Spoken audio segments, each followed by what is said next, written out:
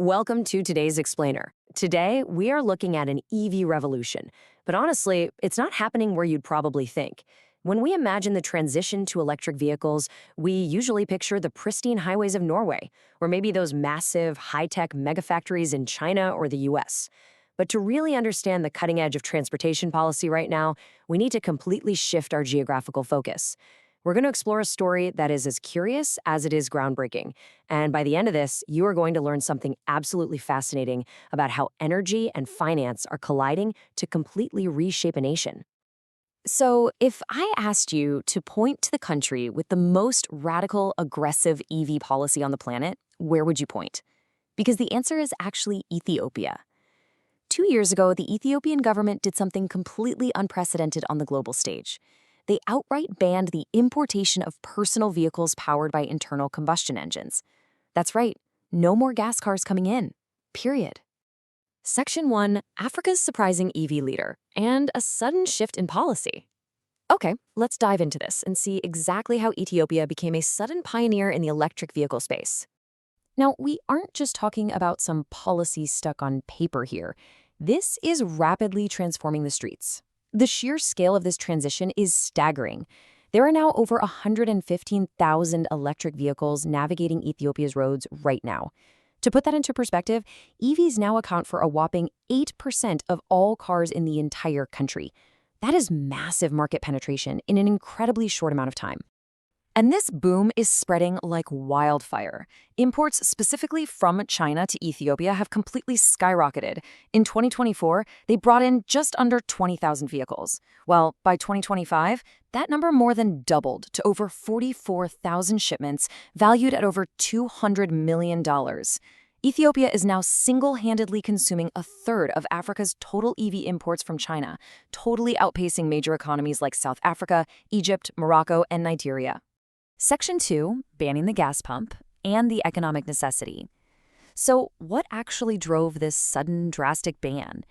Interestingly, this wasn't necessarily born purely out of environmental idealism. It was a strict economic necessity. Ethiopia, like a lot of African nations, lacks local refineries. This means they have to import every single drop of gasoline and diesel they use.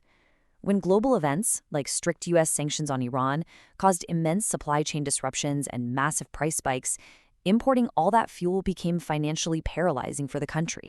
The financial drama behind this is intense. Ethiopia was bleeding $4.2 billion a year on fuel imports, putting just an unbearable strain on their foreign currency reserves. Add to that $128 million every single month in fuel subsidies. With the closure of the Strait of Hormuz creating a massive shortfall of 180,000 metric tons of fuel, the government's hand was basically forced. Transitioning to EVs wasn't just a nice idea, it was a critical buffer against external supply shocks. And remember, before the ban, regular gas cars faced staggering 200% import tariffs, so standard cars were already incredibly expensive. But let's bring those massive macroeconomic numbers down to earth for a second. For the average citizen, this transition is really about escaping a daily nightmare. This quote from architect Degareg Bekele captures it perfectly. Before buying his Volkswagen EV, he was dealing with chronic fuel shortages, waiting 2 to 3 hours at a petrol pump early in the morning, only for the fuel to run out before it was even his turn. Even though he had some initial doubts about going electric, escaping those agonizing endless lines has left him with absolutely zero regrets. Now, what's really interesting about this is the direct impact on a citizen's wallet. We're talking about an operational cost plummeting from $27 a month for fuel down to just $4 a month for EV charging. That is massive economic relief. For public transport operators, that profit margin expansion is even more striking. By adopting EVs, drivers are suddenly shielded from the wild, unpredictable swings of global oil volatility. Section 3, the infrastructure paradox, and EVs without a robust grid. Okay, how do you power all these EVs without a reliable grid? Because here is where the story gets incredibly complicated. We have an EV revolution happening at breakneck speed, colliding headfirst with a glaring infrastructure paradox. Ethiopia simply does not have a robust, fully functioning electrical grid. In fact, even in the capital city of Addis Ababa, the supply of electricity is interrupted frequently every single day. Now, while the grid delivery itself is inconsistent by Western standards, the actual source of the power is a huge asset. 90% of Ethiopia's electricity comes from renewables, mainly hydro and solar. This is strongly bolstered by the Grand Ethiopian Renaissance Dam, which is Africa's largest hydroelectric project. And while this dam promises to double power generation, it is worth noting that it remains at the center of a decade-long international water dispute with downstream nations like Egypt and Sudan. But despite all that incredible green energy potential, the physical charging infrastructure is lagging far, far behind. In Addis Ababa, a major African metropolis, there are currently fewer than 100 public chargers, literally less than 100. This harsh reality means that while the city is adapting, driving an EV outside the capital into the countryside, where power cuts are even more severe, is immensely problematic. So naturally, this creates intense range anxiety, which is beautifully captured here by Lima Walk Gary, a local coffee export manager. He loves his BYD electric car, but he laments that he can't even drive it to Hawassa, a popular lakeside resort just 177 miles away. The car has a 260-mile range, but as he points out, once you're out there without chargers, what are you actually going to do? And beyond just range anxiety, there is a severe affordability gap. To encourage adoption, the government completely exempted EVs from virtually all fees and import duties. But even then, the absolute cheapest BYD vehicle comes in at about $13,000. When you consider that a local physician might earn less than $100 a month, the upfront purchase price remains an almost insurmountable hurdle for the average citizen. Section 4. Decentralizing the power grid through off-grid solutions. To really understand how this scales, let's learn something more about what's happening off the main grid. If the national utility grid can't handle it, off-grid solutions absolutely have to step in. This brings us to a fascinating proposal from the technology and finance giant Tether. They're proposing a modular, decentralized model to power these vehicles. It's a hub-and-spoke concept. Instead of waiting around for a massive national grid upgrade, the idea is to identify strategic rural commercial nodes and upgrade existing small retail solar kiosks into robust charging hubs by adding things like solar carports.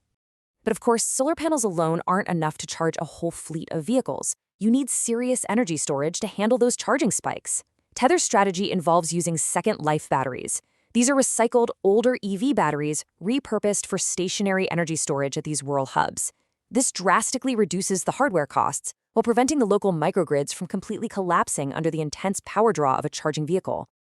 What makes this plan so brilliant is its gradual, bottom-up scalability. I mean, trying to build a supercharger network for luxury sedans in rural Africa right now would be technical suicide.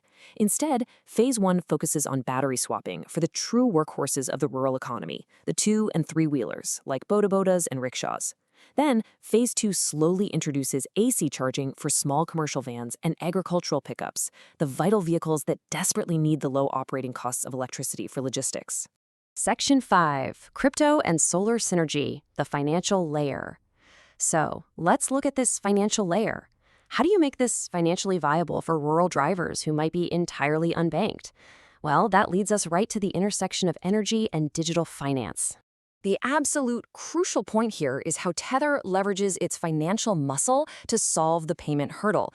They propose integrating micropayments using the Lightning Network. This allows a driver to pay strictly per second or per single watt-hour of charge.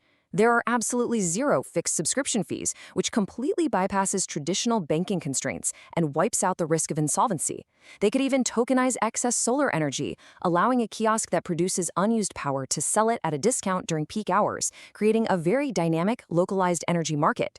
This matters because it proves that decentralized crypto networks actually have real-world utility well outside of just financial speculation. Of course, for any of this decentralized tech to actually work on the ground, seamless integration is required. It necessitates strong partnerships with local EV makers and importers. Standardized charging kits need to be distributed to these kiosks. And crucially, this instantaneous micropayment software needs to be integrated directly into the dashboards and navigation apps of the vehicles being driven locally. Which brings us to the bigger picture, perfectly summarized here by Bob Wasanga of the Africa E-Mobility Alliance. He notes that with 17 electric vehicle assembly plants currently in the pipeline in Ethiopia and plans for up to 60 by 2030, this is a true localized economic paradigm shift. It is, as he says, not just about transport, it's about reshaping how the country uses energy and who actually benefits from that shift. Which leaves us with a truly fascinating question to ponder today. Will decentralized solar networks and instantaneous crypto micropayments become the blueprint that powers the future of transportation in regions where traditional infrastructure fails? It's a thrilling possibility, and Ethiopia is currently acting as the global laboratory, testing it in real time. Thank you so much for joining me and learning something new on today's Explainer, and I absolutely can't wait to dive into our next topic with you.